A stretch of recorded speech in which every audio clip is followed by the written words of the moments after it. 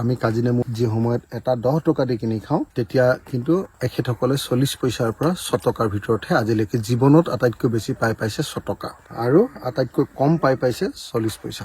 বাইদেউৰ নামটো কি আপোনাৰ? ৰাজু মৰাণ।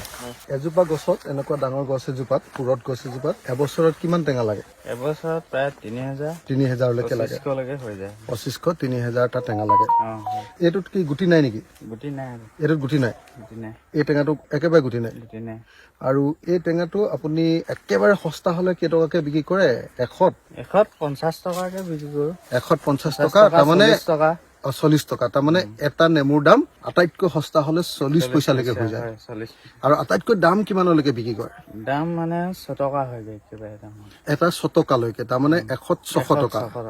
40 টকাৰ পৰা 600 টকাৰ ভিতৰত এনেকে ভেৰিয়েচন কৰে দামটো, হয়নে? এইটো দামটো ভেৰিয়েচন। এই নেমুটোত যে অলপ অলপ এনে ফাংগাছৰ নিচিনা যে হৈছে এইটোৰ কাৰণে ট্ৰিটমেন্ট কৰিব লাগে ন? এইটো মানে স্প্ৰে নাই কৰা যে সেইটো কাৰণে স্প্ৰে কৰিব লাগে ন? এতিয়া বেমাৰ কি হয় এইটো? এইটো মানে এই পাতৰ চিলুৱাইটো ধৰিছে যে এইবিলাকৰ পৰা মেডিচিন নাই মাৰা যে স্প্ৰে কৰিলে মানে এইখন মানে চব চফা হৈ যাব। এইবোৰ চফা হৈ যাব ন? শীতল হৈ যাব এইবিলাক। মানে এই পাতটোত মাৰি থব লাগে মাজে মাজে ন? মাৰি থব লাগে। আগবিলাক খাব। এই আগবিলাক যে খাইছে সেইটোৰ কাৰণে স্প্ৰে কৰিব লাগে। হয়। এতিয়া কেইবিঘা মাটি আপুনি কৰি থৈছে এই মুহূৰ্তত? এই মুহূৰ্তত এতিয়া মানে 3 বিঘা 3.5 বিঘা মান হ'ব। 3 বিঘা 3.5 বিঘা। কেইজন মানুহ লাগি থাকে ঘৰত?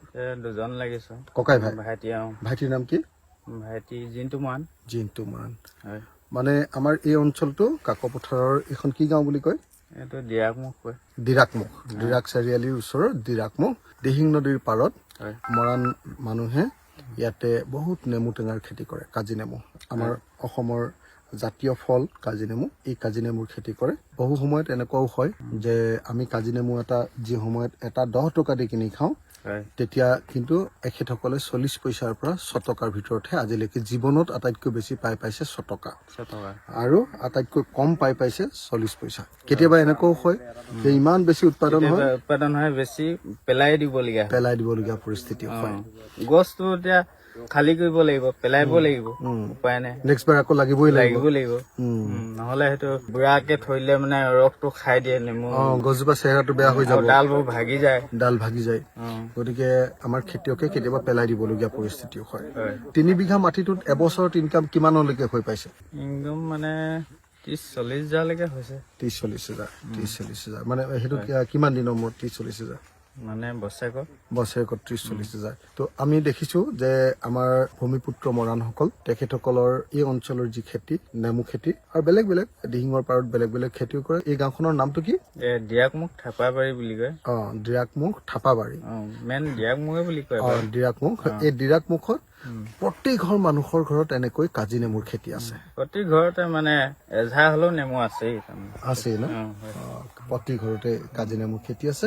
ইয়াত বহুতৰ ঘৰত মই দেখি আহিছো কমলা খেতিও আছে। কিন্তু আগতে গোল নেমু খুব দেখিছিলো, আজিকালি গোল নেমুটো দেখা নাই। গোল নেমুটো পটককে গুৰিত পোকে খাই দিয়ে যে সেইটো পাই অলপ কম হৈছে ন? আজিকালি কম হৈছে। আগতে মই কাৰোবাৰ ঘৰলৈ আহিলে মোক কেতিয়াবা নিমখত দিয়া গোল নেমু একদম টেমা তেনেকে ভৰাই পঠিয়াই। এতিয়া মই দেখিছো যে গোল নেমুৰ গছ বৰকে নাই। কমি গল। তো আৰিখন চাবলৈ আমি আহিছিলো দিহিঙৰ পাৰৰ। চাই বৰ ভাল লাগিলে। ৰাজু মৰাণ কয়দেউ ধন্যবাদ জনাইছো তেখেতৰ বাৰীখন দেখুৱাৰ কাৰণে। তেখেতৰ কামত অকমান ক্ষতি কৰিলো মই 10 মিনিট মান।